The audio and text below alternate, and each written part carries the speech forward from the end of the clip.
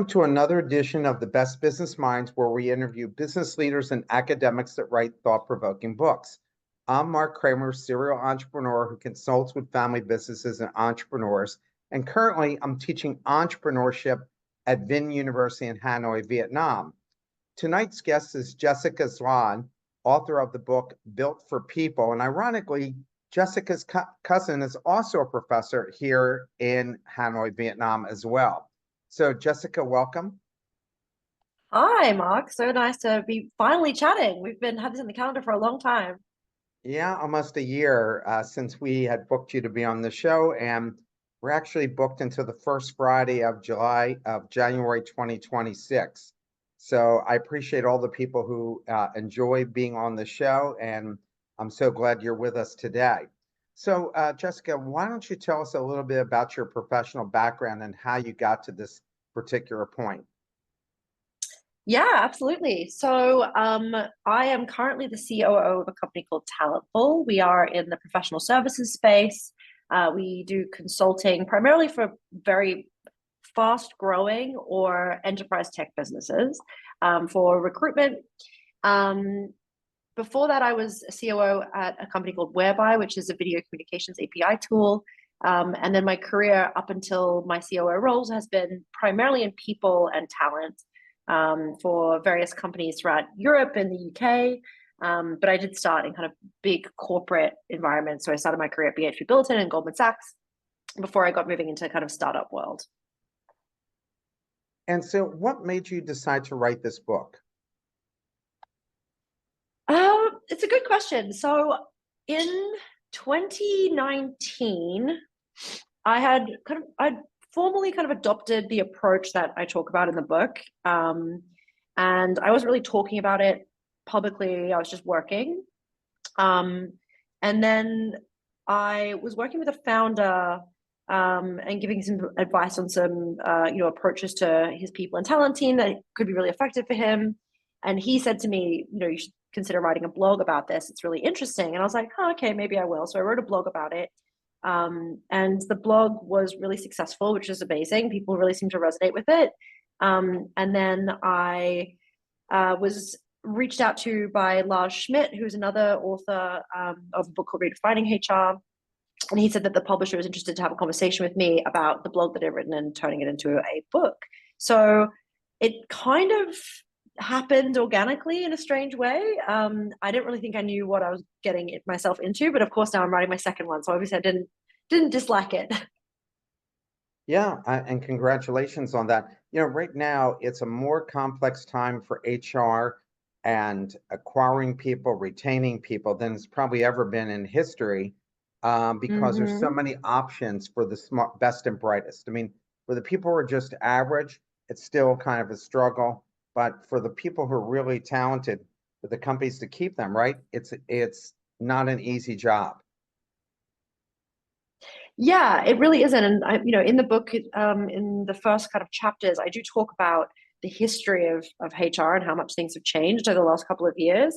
And I think you're right. Like 2020 really, I think, has massively changed the way that we work, and the people and talent teams kind of on the coal face of that. But even just beyond like remote working, what's happened during the kind of COVID period and afterwards, there's been huge economic changes as well that have really like shaped how HR is expected to behave at work. And I do think that with technology changing, with the economy changing, with the ways of working changing, HR teams have a lot of pressure on them, but also we kind of need to adapt to something new. And that's kind of why I went about writing the book. So how do you see the principles of product management, particularly as they were applied at companies like Apple under Steve Jobs, as directly applicable to the function of people operations in other sectors? Are there any specific examples you would have seen this successfully implemented outside of the tech industry? Yeah, so I don't think you need to be a tech business to be implementing kind of product management principles. Product management principles also can apply to services, right? Like services are still products.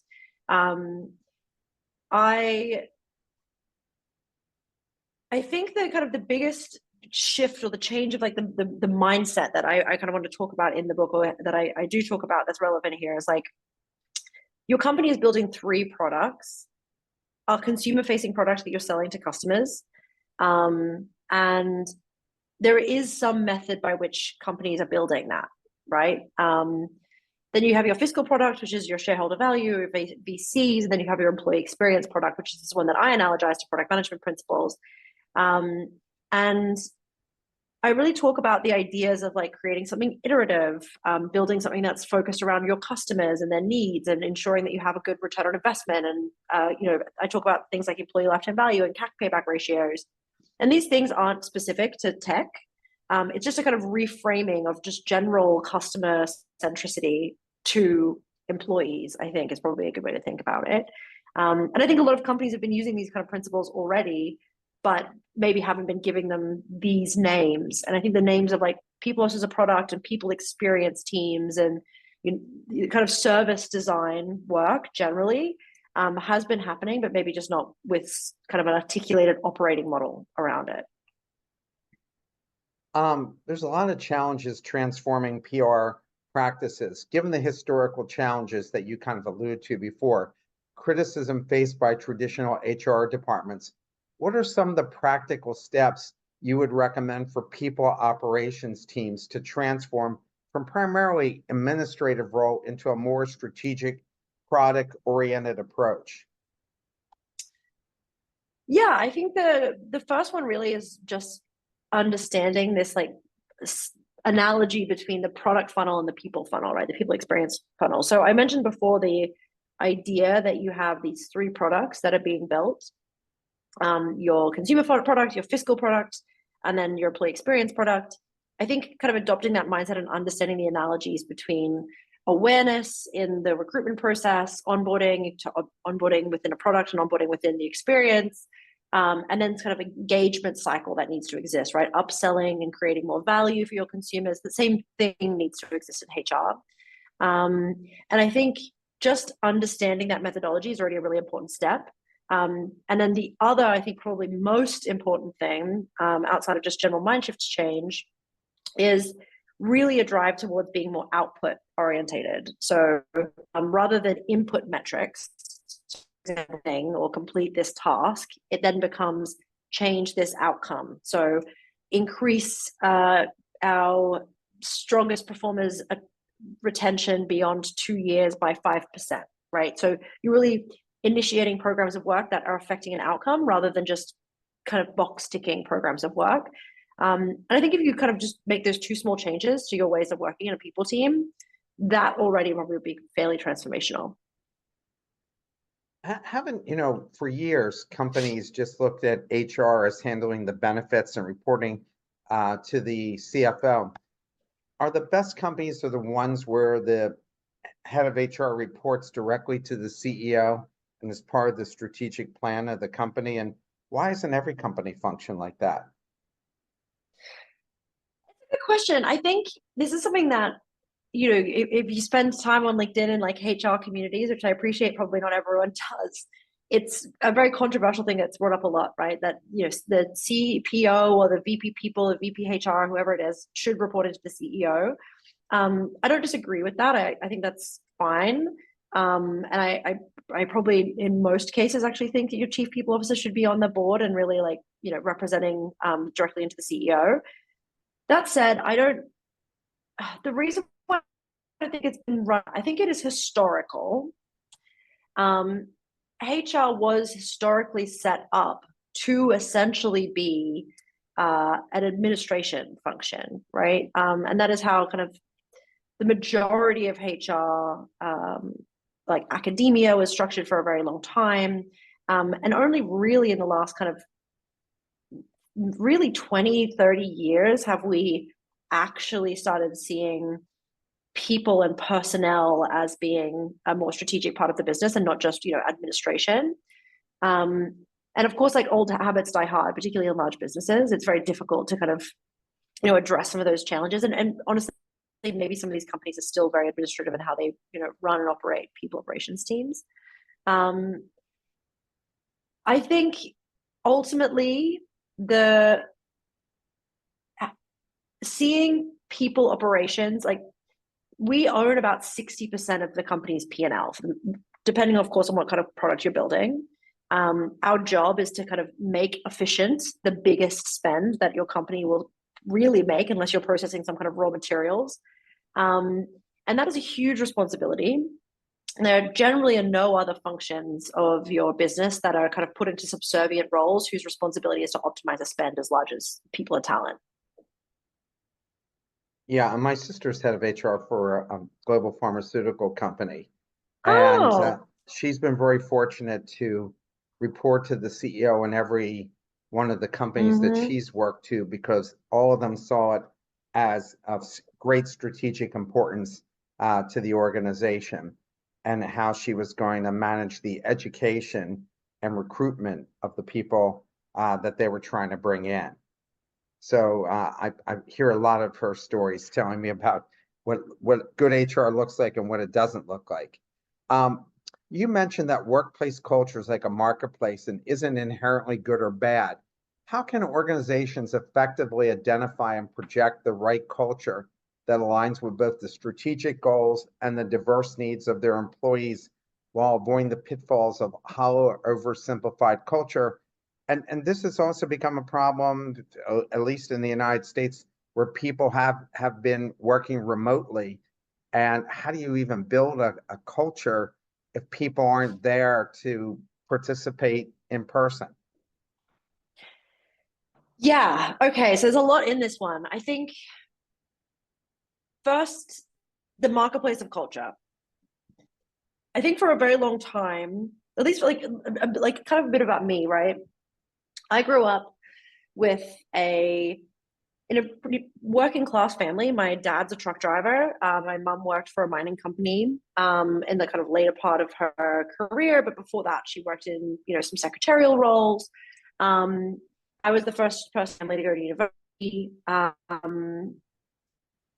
etc. I think the way that work was kind of brought to me when I was younger is very much this idea of you don't really have many choices ultimately. Like you do the job that's kind of geographically around you and that you had the opportunity or kind of interest in, and then you just do that job for your entire life. Now, work obviously has changed so much since then. I mean, we're having a conversation right now on a video call across the world from each other. And that's just not something that, we could have imagined 10, 15 years ago. I think what all of this has opened up is like there's a lot more choice now. They can be kind of selective about what they want to opt into, which subscription they want to purchase in terms of work. And workplaces have an obligation then in this marketplace to really figure out, well, how am I going to capture the correct consumer? So I think just like doing marketing on a product, you have to really have a kind of, I think, pretty crystal clear understanding of what does our ideal subscriber look like? How do we appeal to that subscriber? How do we maintain a strong relationship with that subscriber? Again, like a subscriber being subbed in here for like an employee, and avoid generalized marketing. So avoid going out and copying what competitors are doing or copying what some other successful company is doing, because just because their strategy works for them doesn't necessarily mean it's going to work for you. And I think in kind of 2015, 2016 time, we really did have like this kind of general move towards homogenized culture, like this idea of like snack balls and bean bags and perks and all those kinds of things was very much how you identify your culture at work. Remote work has really shifted away from that quite a lot. And to your point, companies now having to play with a very different fabric of culture creation, whether that be offsites or ways of working or the tools you're using or the values you have as a company, or the absence of those things.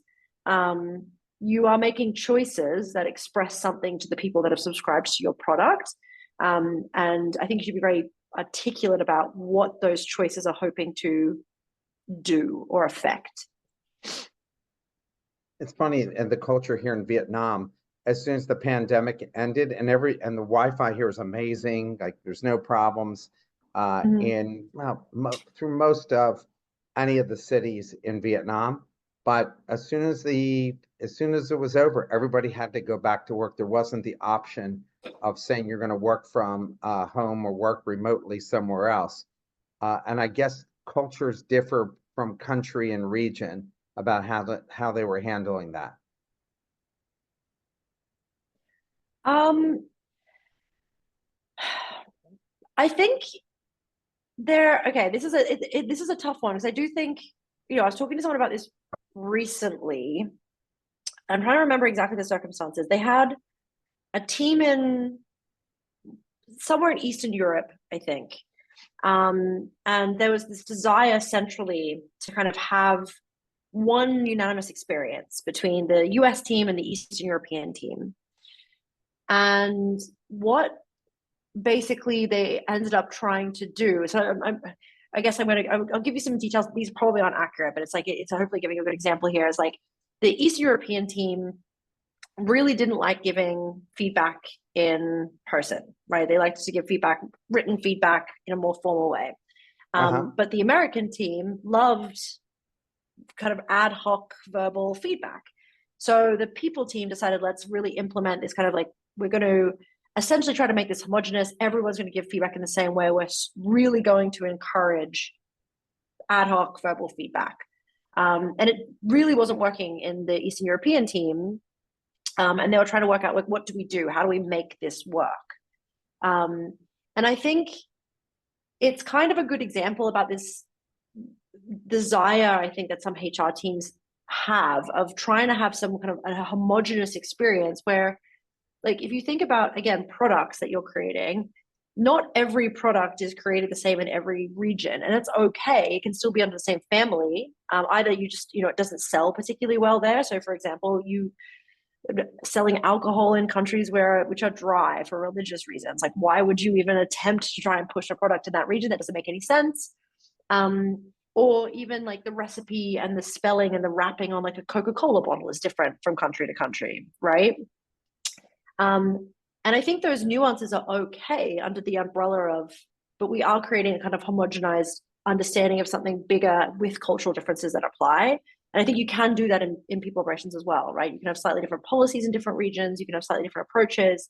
But I do think this idea of pushing one homogenous experience globally can be really challenging unless it's very delicately managed. I hope that wasn't too rambly of an anecdote there for you. No, I think that was a good answer. How can people operations teams effectively measure and evaluate the success of their employee product, similar to how product managers assess their subscription products? Are there specific metrics or feedback mechanisms you recommend for gaining insights into the employee experience? And I know here in Vietnam, the KPI is everything. Yes. So I'm a big fan, like I mentioned before, of output metrics, like so really KPIs, although I have started being maybe a little less draconian than I have been in the past. I have a whole section in the book in chapter 10, which breaks down like key metrics that I think are really helpful to think about throughout various stages of the product funnel. And some of my favorite ones are, I really love looking at what a employee acquisition cost versus retention. Lifetime value. So a kind of a spin-off of CAC payback, which we were just talking before about Professor Fader. Actually, this is one of the things that really brought us together is his amazing research into customer acquisition cost and payback. And my interest in employee acquisition cost and payback. And I think there are ways that you can work out, what is our fully loaded headcount cost? What's our average tenure? What's the HR budget that we're spending on to ostensibly attract and retain these individuals? And then kind of pulling that as a ratio against the ARR per head over the course of the average tenure to try and work out like how profitable are our employees based on the money that we're spending on attracting and retaining them. The other one I really like is the internal promotion retention rate, which is kind of a spin-off a net revenue retention, which is again another customer facing metric. And it's the idea that when you promote someone in your team, there's obviously a huge amount of organizational calories that goes into that process, both operationally and also in terms of learning and development and growing this person. People tend to be slightly less efficient when they're promoted into their new roles. They're still getting used to what that, size and shape of that looks like. So that's actually a really key point, that you're not only promoting people, but then also retaining them through those promotions. And generally, you look at retention on the aggregate, but actually, I kind of posit that you probably should be at least double as good at retaining people through promotion as you are just generally over the course of their life cycle. Given the dynamic nature of the modern workplace, what strategies can people operations teams employ continually to refine and adapt the employee experience product to meet evolving employee expectations and needs without falling into the trap of making superficial changes? Yeah. So for me, this, I think, really just boils down to user research, right? And I don't just mean surveys. I think that if there's one thing I'm sick to the gills of, it's employee surveys being sent out all the time is the only method of getting Yeah. information about what to build. So I talk a lot about different methods of user research in the book as well. So whether that be something like a focus group, which again, not super uncommon, but even things like card sorting and A/B testing in the people operations team. Like, how can we really understand whether something's efficient or not in our user base, and then launch it and iterate on it from there. I think the kind of HR world I grew up in was very much, we come up with an input. So this quarter, we're going to launch a new benefits platform. We go away into a darkened room with only HR people. We build everything by ourselves in 6 months, and then we kind of ship it out with a bunch of comms. I think those days are really gone. People want things that are moving a little quicker. People want to be feeding into the experiences they're having at work. And also, we want to be iterating on them constantly to see if they're working or not before we decide to invest more resources into them. So I think user research is a really good part of that, kind of tackles all of those issues. A lot of companies have gotten into trouble by taking a political stance. What do you advise CEOs on this issue? Because sometimes they feel like, oh, we're doing something positive for society, and it kind of backfires on them because everybody takes a position, even if it's Santa Claus. Some people aren't for Santa Claus, right? So they take an adverse position. So what do you advise CEOs and companies to do in this area?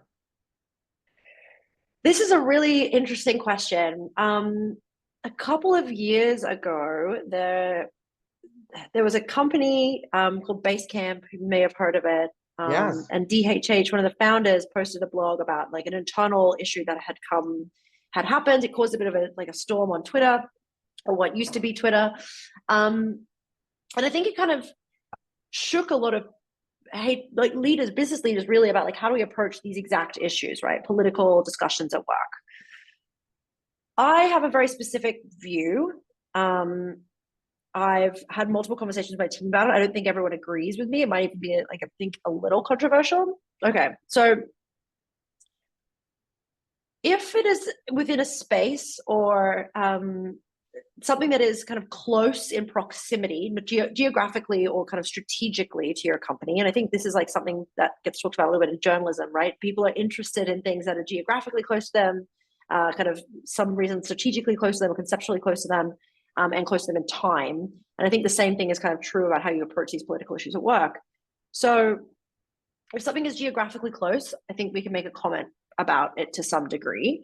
If something is strategically close, operationally close to what we're doing. So for example, our team works in talent acquisition in tech companies. So if there was something that had happened that specifically was in, around maybe layoffs that were happening in tech, and how we felt about that. I feel like those kinds of comments and discussion at work, I feel like is open and welcome within spaces that are at least opt in, right? Not in the kind of general spaces. I don't think you should be talking about them in the all company communications channels like Slack or on Teams or whatever that is. But if you do want to have a political conversation, you can have a politics channel or something like that. And if it is genuinely unrelated to work, like geographically, it's a location that you're operating in, it is a cause that is really far away from what your company is doing as a business, I don't think that there should be an expectation that the company makes a comment on it or at all even really opens that conversation. I believe companies are and should be apolitical. Humans aren't, obviously, unless they're working again in like a political space in climate tech or something else. Of course, that's very different. So there are several times in our team where someone's reached out and said, would we be willing to, as a company, share an update about XYZ conflict or ABC issue that's happening in this country? And I've been very consistent that my answer is like almost always no, we won't.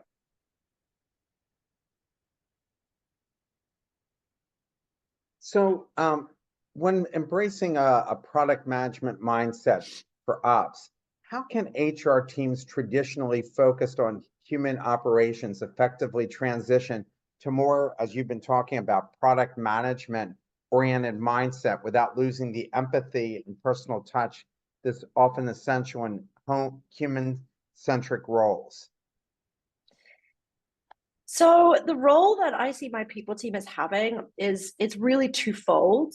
I see the roles being 50%, well, not always 100, like not always 50-50, but this is like an element of sharing between kind of people operations, product management, building tools, building systems, building frameworks, building ways of working for the company to use.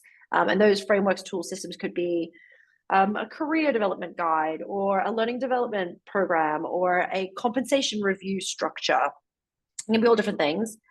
The second part of the role is what I call human operations, which is advisory, coaching, mentoring, listening, and really gathering qualitative data from your team. So spending a lot of face time with the business, being there to help troubleshoot the things you're building, understand their needs, get under the skin of problems people are having, and then take that qualitative data and then turn it into solutions that are built with a product management mindset, right? So if anything, I think maybe the words I use in the approach are a little more kind of technical or feel a little more at arm's length.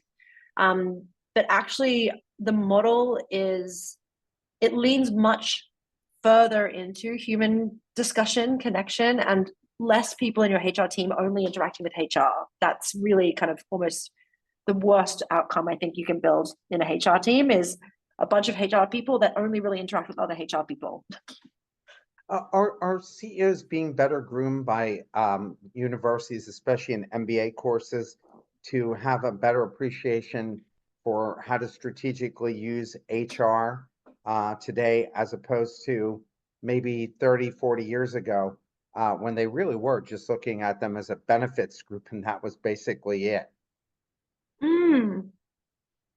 Yeah, I think it's interesting. I think it's definitely getting better. I think people strategy is a really important part of a lot of these programs now. However, I do still think there is a kind of negative symbiotic relationship that exists between, and I'm really talking about leaders here, right? Less so than kind of like HR administrators or the partners or anything like that. Right. Where there is this sense that HR is not very commercial, not very impact driven, doesn't really understand how the business works a lot of the time. But also a lot of HR leaders that I have met are kind of self-disclosed as not really liking numbers and not really wanting to be involved in finances.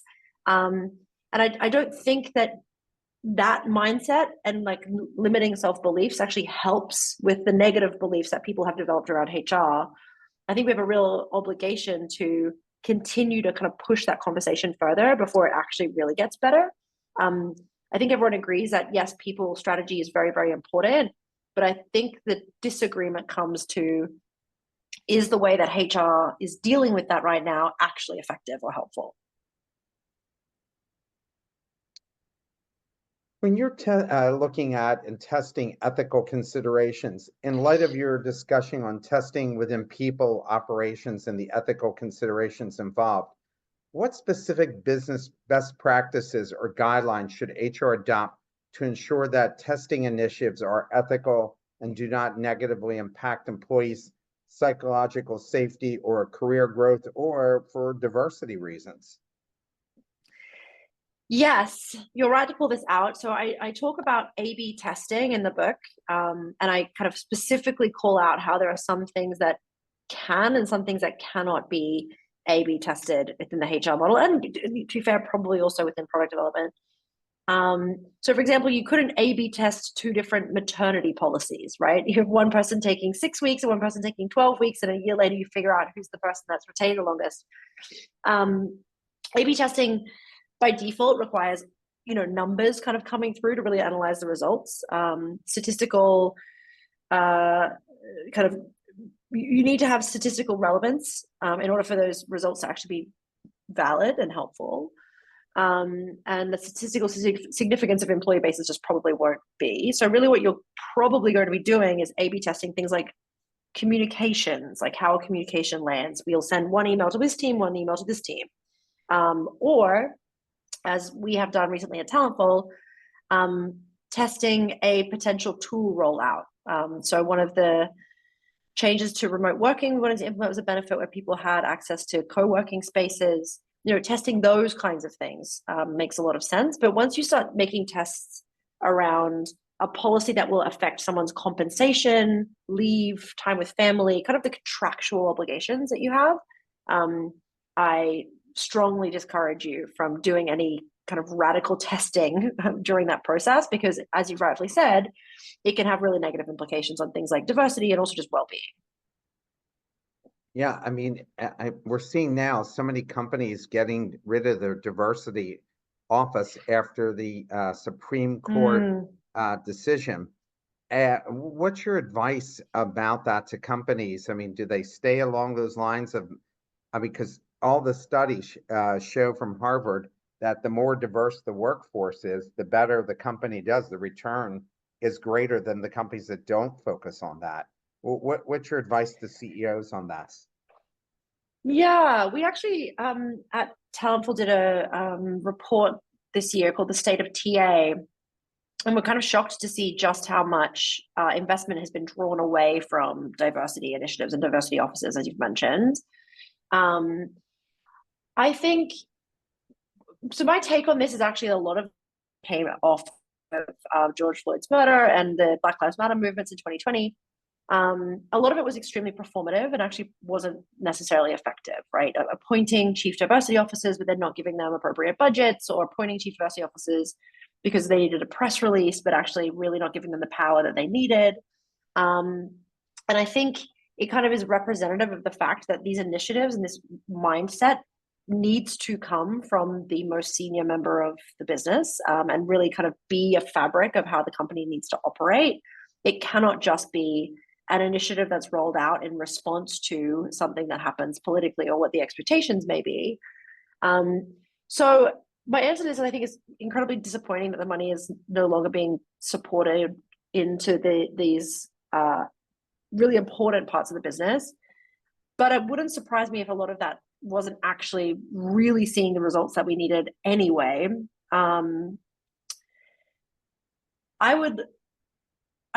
I think at the moment, while we have a loose labor market as well, initiatives that are really around long-term gains are always going to be the ones that are deprioritized, right? And a lot of these studies that you rightfully bring up around diversity initiatives and like better long-term company performance are indeed long-term company performance, right? It's not saying this quarter you're going to become more profitable. It is over the course of the next 5, 10, 15 years, there where you'll see the returns. We're in a very volatile economy right now, particularly in the tech sector, which is where I've spent most of my time and energy. And a lot of investors are really looking for short-term gains, right? Whether that be profitability, sustainability, or higher revenue. So I just don't think at the moment it's necessarily economically congruous with businesses having the calories to focus on long-term benefits, if that makes sense. Yeah, I think a lot of these companies are relieved because I think that they feel they are being diverse, but only wanting to be diverse if they can get the best people, not to take people who might not have the same skill set just to say that they hired a diverse group of people. And so I think that they're interested in having a diverse group as long as they measure up to what they're looking for. That's kind of my take on how companies feel about it, and feel that, being forced to do it is a different story. How do you balance the need for clear maxims with complexity of nuanced decision making, especially in a dynamic and rapidly changing startup environments where exceptions can be the norm rather than the rule? And you've spent, as you mentioned, most of your career in the technology sector, so you probably know this better than anyone. I don't know if I know it better than anyone. I'm sure there's some really great chief product and technology officers out there that would give me a run for my money, but I could definitely give it a go. So I I have two maxims I talk about in the book for my team, and it's basically this idea. Like I kind of gratefully ripped it off a chap called Brandon Chu, who writes this really fantastic book called The Black Box of PM. Um, and in there, he talks about the kind of two most important things in product management are everything that you do should maximize impact to the mission. Um, so that is your company's goal that you're trying to achieve, right? So that might be, seeking profitability or growing to 1,000 customers in X region, or whatever mission that you're really trying to get to. All of your initiatives should be there to kind of maximize your impact. So really assessing everything against that as the yardstick. And I think that's actually something that HR teams have been traditionally not very good at. And I'll talk about this in a second. But then the second one is achieve everything through others. So product managers aren't really operators themselves. They don't tend to turn the cranks of the machinery that they're building. Engineers will do that, or customer success, customer support, sales, other people will do this. And I think one of the challenges and criticisms that HR has gotten into the last couple of years is that we seem to build these really large teams that are there to kind of run the machinery of everything we build, be in all the meetings, set up all the task lists, et cetera, et cetera, et cetera. So we end up with kind of a bloated headcount. So one of the things that I talk about is this idea of, how do you build things that mechanize themselves without you having to hire more and more headcount to run the administration of it? So that can be through automations. It could be through creating systems and processes where managers are somehow responsible for making something happen in a way that doesn't implicate or impact their ability to do their roles. So an example here would be performance calibrations. A really important part of kind of meritocratic distribution of compensation. They require a lot of time from managers, and traditionally HR teams have kind of run calibration sessions. But in my team, the way that I do it is that I actually have the managers kind of chair those meetings, right? So there's an expectation that they're both upskilling and learning more about things, but they're also coming prepared and knowing what happens in this meeting. So it takes a little bit of burden off the HR team, but it also gives a benefit to the management team in that they have a clearer understanding of how the calibration process is working, and they're really learning through that. So I think, application of those two maxims, again, just gratefully stolen from tech and product world, kind of tries to address what I see as two big challenges in HR, which is that we do things that don't really have an impact, or doesn't necessarily kind of hit the company's strategic goals. And we have these kind of growing larger and larger administrative teams that are very self-referential, that just do kind of internalized focused work. And we need to obviously combat that as well. You mentioned the use of personas as a tool for understanding and addressing employee needs.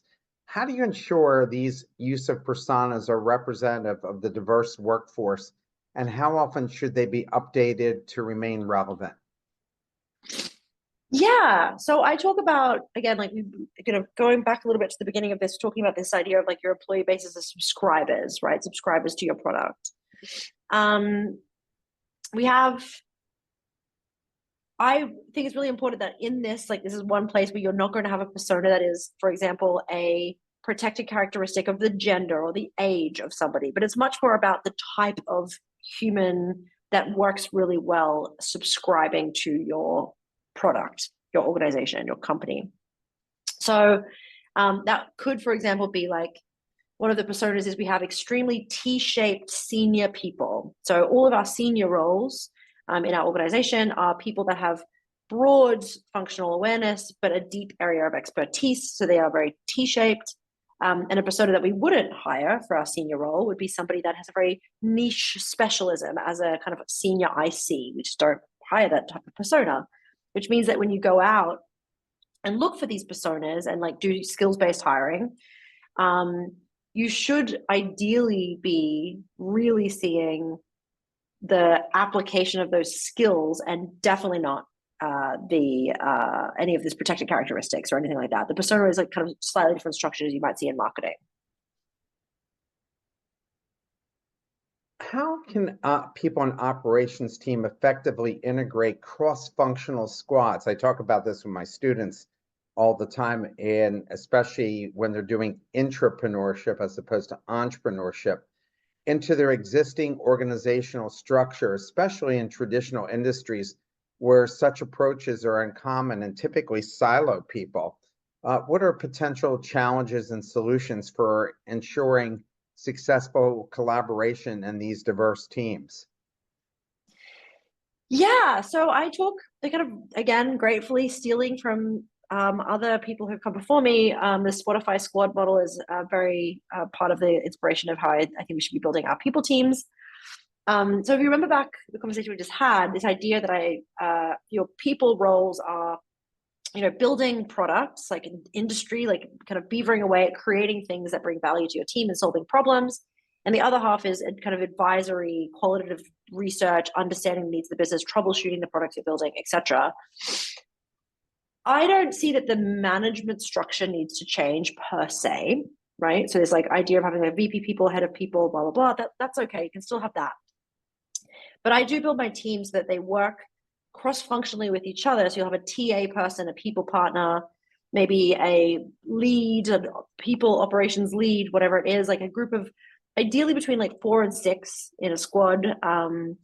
Those squads will be working on a problem every quarter. So bringing a problem statement and then working cross-functionally. And then the products side of that work that they're doing. So again, they're still doing the advisory work, they're still doing interviews and speaking to people and running disciplinaries and all of those bits and pieces. But what they're also doing is applying their experience into, for example, project managing the problem outcome that they're trying to solve. So they might have, for example, we have had really negative opinions around how feedback is gathered within our company. We want to solve that problem. Proof of solving that problem would be that the negative opinions about feedback improved by X, or people are more comfortable giving feedback within X period of time, or whatever it is that you're trying to measure, right? Yeah. And then the team goes away and kind of structures out the roadmap of how they're going to solve that problem.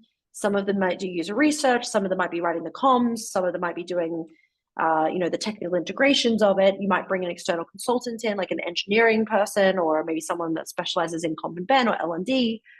And together this squad works on building something that solves that problem. So rather than one person being given a project that they then have to kind of scramble to make happen in between their day job, it's very much this idea of it's a collaborative effort with many hands making lighter work, and also a kind of varied collection of experiences within the people space that gives a broader view of what the company really needs to solve the problem. You mentioned the importance of T-shaped skills and people operations teams. First of all, tell us more about what T-shaped skills are and what specific strategies or training programs would you recommend? Yeah, so T-shaped skills is this idea that you have a broad area of functional expertise. So you could probably pick up an interview, you could write a job description, you could do a disciplinary, you're kind of like, you're functionally aware of quite a broad part of your, the kind of people operation space, but you have a kind of one spike of strength. So that spike might be something like people operations proper. So like the administration, the systems, back office, whatever, or it could be recruitment, or it could be law, or it could be compensation. That's fine. But the idea is that you're able to apply that when you come together in a squad with multiple other people who have their kind of down part of the T working together, so that there's like kind of a more holistic group of skills there. So that's a T-shaped person, and how a T-shaped team is really beneficial. I'm actually still a big fan of a lot of these traditional, like for the broad part of the T, right, the top of the T. I'm actually still a big fan of like the CIPDs, the SHRMs. I think they're really helpful. ACAS in the UK. They're still really helpful resources for best practice in HR. And then in terms of the kind of the spike, I think it's a process of both being really good at understanding what things that you're good at, where organizations generally struggle to have an area of expertise. So it might be, project management or discipline or whatever it might be. And, investing deeply in that through, I think, events, reading books, coming to listen to live podcasts like this. There's so much capability now for people to really like deepen their expertise in certain ways. I think there's a kind of traditionally maybe has been a bit of a push that people feel they're waiting for like the great golden hand of their company to come out of the sky and be like, here's the things you need to learn. And that just isn't always how it works, I think. Yeah, I think so as well.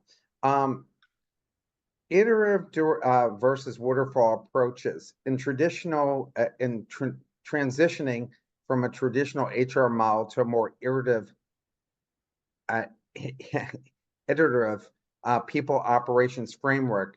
What are some of the specific challenges you foresee teams encountering, and how can they overcome resistance from stakeholders who are accustomed to traditional waterfall methodology? And maybe you could explain what that waterfall methodology is. Yeah, absolutely. So I did just describe a kind of a version of that using these words. I want to bring this up again, so it might sound a little repetitive. Sorry for listeners, but I think it's a really important question.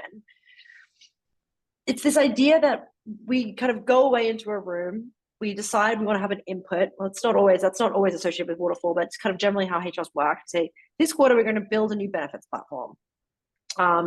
Great. So somebody goes away and then we have this stage, this stage, this stage, this stage, this stage, this stage. And each of those things are done all at once. And then the product is launched at the end, right? So you have, first we're going to build the landing page. Then we're going to go and review all the contracts. And then after we review all the contracts, we're going to sign our agreement. Then we're going to, everything needs to be one after another, very sequentially. An iterative development practice is more that you build a small version of something first and you add to it and change it and adapt it as the problem kind of reveals itself, as its effectiveness is identified. So, example here for, again, using this benefits example, you start with, okay, what we're going to do is we're going to create a very simple landing page with just the benefits we currently have and see, how do people interact with this website? Do they use it? Do they go to it? Are they actually clicking on it and like interacting with it? Then you're like, okay, they are really clicking on it and interacting with it. Okay, great. How about we start, maybe we implement something like a Hotjar, where we can see where people are clicking and interacting with the most. Oh, we see they're spending a lot of time reading this document. Okay, well, how about we bring that front and center and learn from that and adapt it? So rather than building one complete process sequentially, it's this idea of kind of constantly learning and iterating on something. So you're always delivering small pieces of value over and over again, but you're also not over investing and then losing that ROI if that solution doesn't work out. Cultural differentiation and authenticity. Given the example you provide of companies failing to implement cultural elements authentically, what are some specific steps organizations can take to ensure their cultural USPs are genuine and resonate well with both current employees and potential candidates? And I think with younger people, this has become a really big deal. Yeah, absolutely. And I think, you asked a question before, which I think is a really good one around, with remote working and this new marketplace that exists, and culture feels different. It's very ephemeral. It's harder to capture. I think that also plays a big part of this. So I think if, just like in marketing, right, consumers are smart. People are mostly very, very capable of understanding and seeing where there's a thin veil between reality and the marketing that they're being given, right? And for employers, this can be very dangerous because we aren't talking about a product that people are buying into that they can just get a refund for. We're talking about people's lives and their careers and their times. It's extremely aggravating to people if they feel like they've been sold in on something that isn't genuine, right? I think you can be a little aspirational in the marketing around your culture. I think that's okay. Like, this is where we are now, but this is where we want to be in the future. And, let's make sure we're kind of bringing a little bit of where we want to be in the future into the way we talk about our company. That's okay. Where I think companies go wrong is where they share things like, on their job ads, how incredibly like a family the team is, and they have all these amazing benefits, and then actually people come in board and they're like, it's a hostile work environment, it's very difficult for me. I think about an example from my own career that I think is a really relevant one here. And we've already talked briefly about the idea that there's no such thing as a good or bad culture, except for obviously toxic or illegal behavior. I worked at Goldman Sachs. Goldman Sachs is incredibly good, I think, probably one of the best in the world, at it being very obvious on the tin what you get when you subscribe to working at Goldman Sachs, right? I think people don't have to have ever worked at Goldman to know or have a feeling about what it's probably like behind the walls, right? And it is, a pretty hierarchical business, very intense, super smart people, incredible amounts of amazing resources within that business. Corporate, still people are still wearing the suit and tie to work. And that is not for everybody, but for some people, it's incredibly motivating. What I really like about this is that Goldman hasn't really shied away from being quite proud of the culture and who they are as a company. Obviously, again, wanting to be aspirational in some areas. This is the company we want to be. We're working towards this. But just like there are some people that want to subscribe to Goldman Sachs, there are some people that really would prefer to subscribe to somewhere like a kids book publisher, because the environment is much more relaxed and there's not necessarily a career ladder there, and that's okay. I think you don't need to pretend to have a culture differently than you have, unless you genuinely believe that your consumers you're hoping to attract aren't going to buy into it, in which case then you have a really big issue, because they're never going to do it long term. You're going to have attrition problems, just like within customer.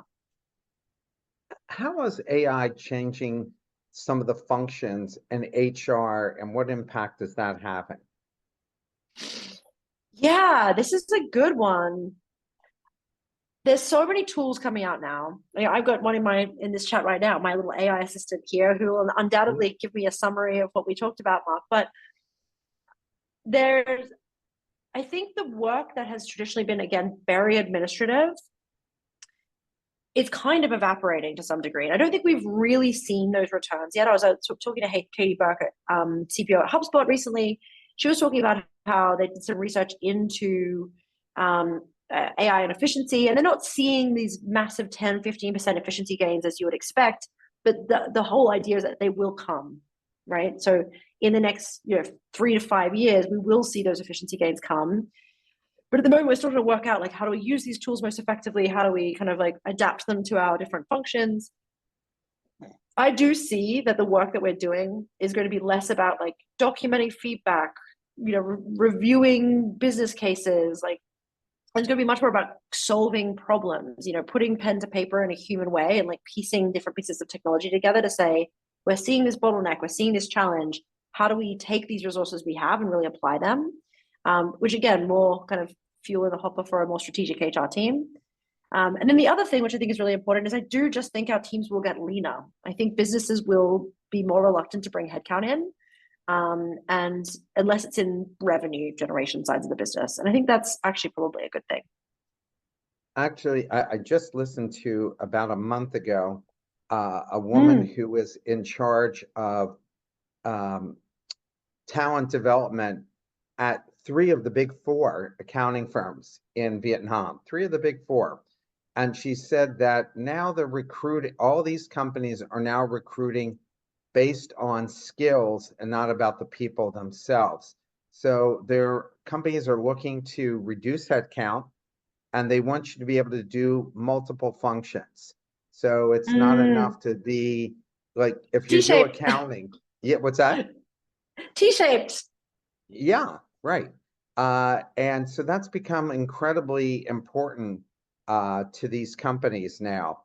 And I think it's putting a lot of stress on people coming out of college, because now there's even a higher expectation of what they need to deliver.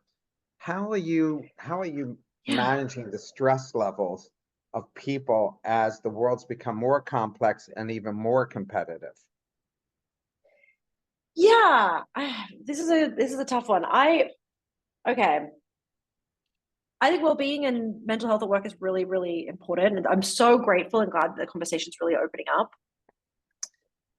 I do think that the shifts lately where your employer is like really involved in mental health discussions, like I was speaking to someone fairly recently who the company has like a therapist come in and do basically therapy sessions with people. I find that maybe a little, I think that your companies here is to have benefits that benefit the team that they can opt into themselves externally to work. And I think having a really good offering is very important, and including mental health and stress into that is one thing. So it's like kind of the benefits answer, like kind of remedial part of it. And then in terms of skills and pressure, I think maybe the reason that this feels particularly like, that story you just said there about this need to have multiple cross-functional skills. I think we're at the pinch point of this right now where that as a concept feels quite stressful. Like, oh, you expect me to both be able to do legal and accounting? That seems absurd. Like I can't possibly have been set up to do those two things. Although that's a kind of funny example. I don't think that people would be doing legal and accounting, but who knows? The future can hold anything. But I do think that we're at this pinch point right now where the education systems people are getting aren't actually setting them up for the reality of what businesses need in this regard. A lot of higher tertiary education, with the exception of things like just general business degrees and maybe MBAs, they are still very specific. A lot of a degree will just be journalism or law or accounting. And I think those things are changing now, but I think that change needs to really speed up if people are going to feel best prepared at a younger age to kind of be doing these more broad roles.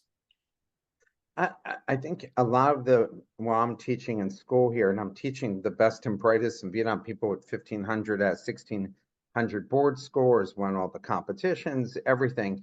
I think they're really concerned about this life balance that they don't see, especially a lot of them come from family businesses. The parents are working 6 days a week, and they're like, I don't really want to sign up for that, but I don't know if there's really a choice. Because again, the competition, I'm 63, and when I was their age, everything was competition locally, and people only did work from 8 to 5, and you didn't have any expectation of people working 12, 14 hours a day. In Vietnam, companies have people work every other Saturday. And so I've heard of that. Yeah. I don't agree with it, but we all here push for just the extra hour during the work week, so you do have the weekends off. But what's your response to young people when they're being recruited for companies? I mean, Goldman is like, forget it. It's like 100-hour work week there, right? I mean, no matter what they might say. Yeah. So I think, okay. Again, I do think that there's different companies are going to adopt different strategies in terms of what their product that they're building. And some companies may adopt the strategy that they're going to be a company that really wants to be, we work 80 hours a week and we absolutely, it's a very hard place to work in terms of like your commitment. That's a strategy that will close off a lot of doors to you in terms of talent. And particularly when we get out of this very liquid talent market we're in, like I think that will start being a problem. Or it could be very good because you're attracting the people that are extremely ambitious, that know what they're getting into, that's what drives them, and they have some kind of like purpose or goal beyond that they're kind of hoping that helps them achieve. So I think there is that element of it, like really being articulate again and like being clear, like what am I really trying to do as a company by implementing this practice, and is this actually really helping me attract and retain the best people? And then the other thing as well, just from like a legislative perspective, a lot of companies now are setting up, a lot of countries now are setting up right to disconnect laws. The EU is leading the charge on this, and so is the UK now, where employees have a right to disconnect from work, whether that be over the evening or on the weekend or whatever it may be. And I think we'll start seeing, with remote work and, borderless working and time zoneless working, it feels, continue to grow and adapt. We will see more countries start to push back and say, okay, we need to have a bit of structure around how this is actually going to impact people's lives. I mean, I kind of think France, and this is kind of a final comment, France has Mm, always tried to have a minimal work week.